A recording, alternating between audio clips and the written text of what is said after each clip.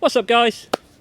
In today's episode I'm going to start this fire using the flint and steel, striking the flint downwards onto a bed of char cloth that I've pre-made that's in my tin.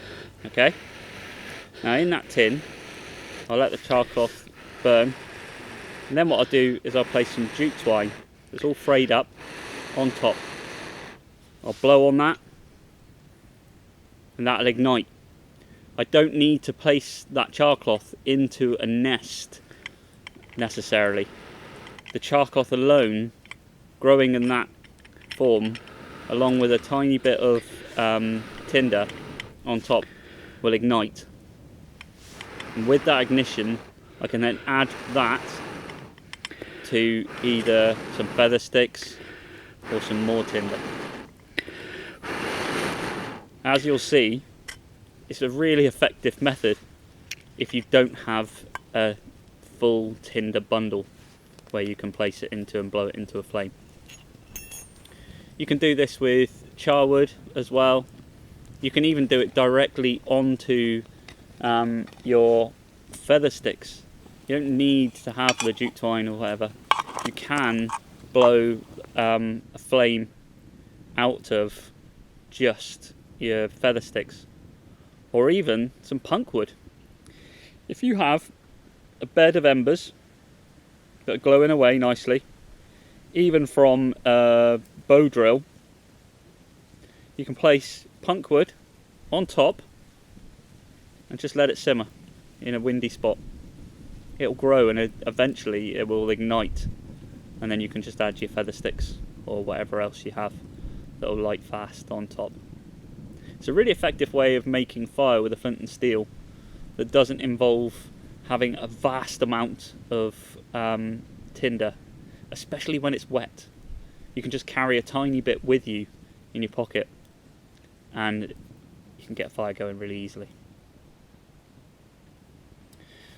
With this fire today, I decided to make these Campfire Fishcakes from the Mears Wilderness Chef book. Seems to be a fantastic book. It's got a lot of recipes, a lot of different ways of cooking things, all sorts, even from like your different griddles and things, which I'm going to have to try and make.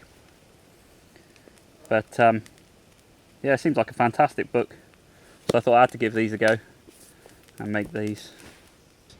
It's dehydrated potato and a tin of salmon. If you have fresh fish, that's fantastic. You can do that if you cook it first, then add it to it afterwards. But nice light carry on a wilderness adventure. So you dehydrated potatoes and a tin of salmon. Rehydrate the potatoes with some boiling water. Then add the salmon, a little bit of seasoning, pepper and salt. In Ray's book, he talks around putting fisherman's salt on it, which is like lemon zest, orange zest, and lime zest and salt. I didn't have that at hand, so I just went with some plain sea salt and pepper. However, the potatoes that I picked already come with some herbs in them. So what I did is then I add the salmon to that, mix it well, make a small ball in your hand of the potato and salmon. Then you place that on a nice hot skillet and just fry off either side. Be careful, because even I struggled with this a little bit.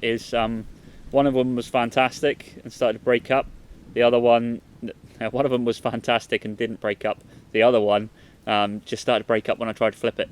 So you really have to compact them tight, otherwise they'll start to break up in the pan if you try to flip them. But my gosh, it was so tasty. Really, really enjoyed it, and I'll definitely be using that recipe again. I made enough there for probably about like 5 fish cakes, so I've still got plenty left in the tin here. But yeah, even more than that, I dare say. But I'll be taking that one home, and I can use that at home. Yeah, so I hope you enjoyed this episode. Bit of a different one, talking around sort of fire lighting in a different method, and what meal I had on this trip. You'll see more on this trip on Saturday afternoon. Please let me know in the comments below if there's anything you'd like me to cover, and I'll happily go through it with you in future midweek chats. And on that note, I'd like to say thank you, and I'll see you again next time. Bye guys.